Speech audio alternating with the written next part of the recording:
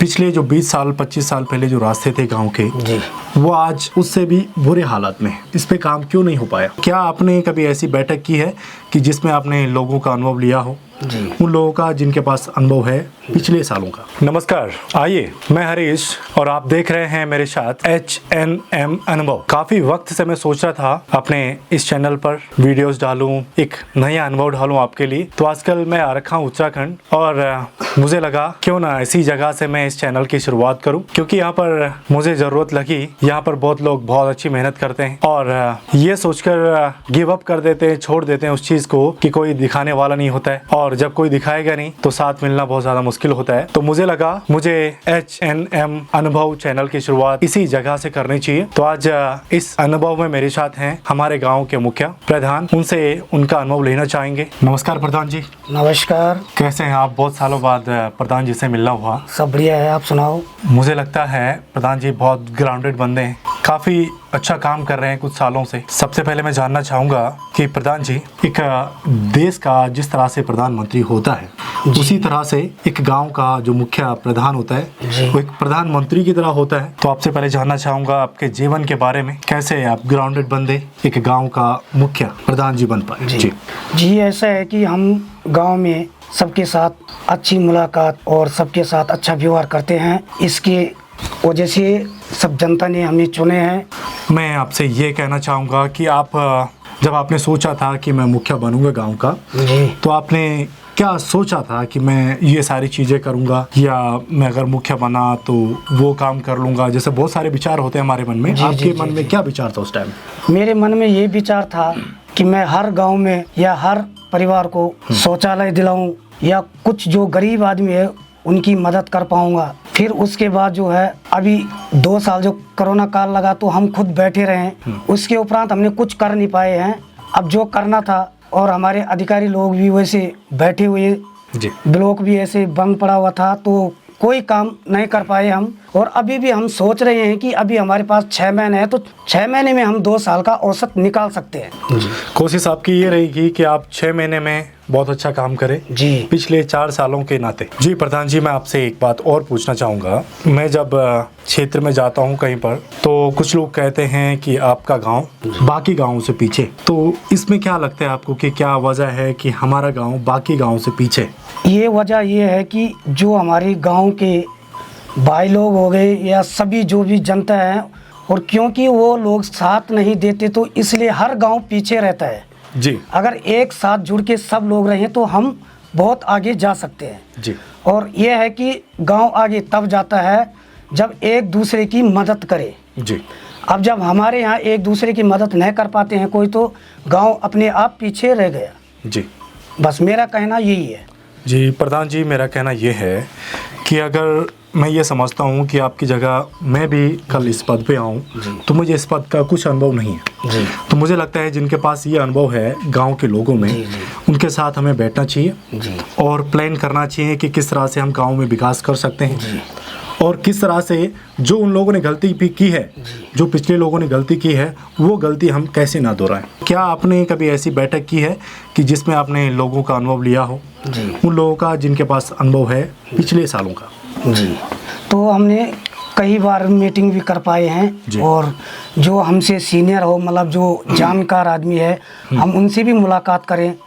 फिर जो मुलाकात करने के बाद 2-4 ऐसे होते हैं कि जो मतलब काम करने भी नहीं देते हैं, और प्लस काम कराने वाला सबसे बड़ा होता है।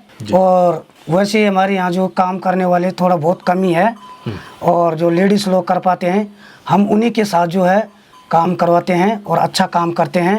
हमारे यहाँ के जेंट्स भी हैं तो ठीक ठाक काम करते हैं, और लेडीज़ भी है काम ठीक करते हैं, और अभी जो है आगे बहुत कुछ करना है। मुझे लगता है प्रधान जी, गांव का विकास रुकने की पहली वजह यह है गांव में एकता ना होना। और प्रधान जी, एक दूसरी बात, पिछले जो 20 साल 25 साल पहले जो रास्ते थे गांव के जी, वो आज उससे भी बुरे हालात में जी। क्या आपको लगता है, क्या ये बात सच है और इस पे काम क्यों नहीं हो पाया? अब बात तो ये है कि जो भी आदमी हो जो अपने बारे में सोचता है जी, और जो गरीब आदमी है उसके बारे में कम सोचते हैं जी, तो इसलिए काम नहीं हो पाया है। और जो काम करते हैं उसको जो है रोका जाता है कि यहाँ पे काम नहीं चलेगा। फिर काम करने वाला कैसे भी कर देता है क्या? और इसलिए जो है काम बराबर नहीं होता है।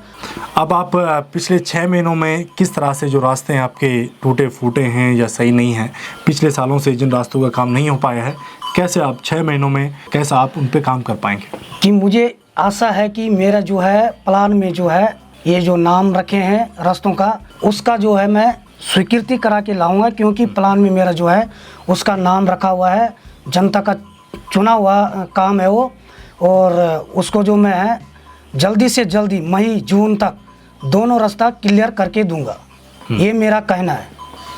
जी, कभी प्रधान जी ऐसा होता है कि आप गांव वालों को बिठाकर एक मीटिंग ऐसे करते हों कि कौन से रास्ते का काम हमने करना है? जी, क्योंकि मुझे लगता है बहुत सारे रास्ते ऐसे हैं जो आपको भी पता नहीं है जी, और जो जाते हैं वहाँ पर उनको भी पता है कि रास्ता कितना ख़राब है। जी, जी। हमारी माताएं बहनें खेतों को आजकल क्यों छोड़ रही हैं, उसका पहली वजह शायद ये है कि रास्ते सही नहीं है जाने के, जी, है ना?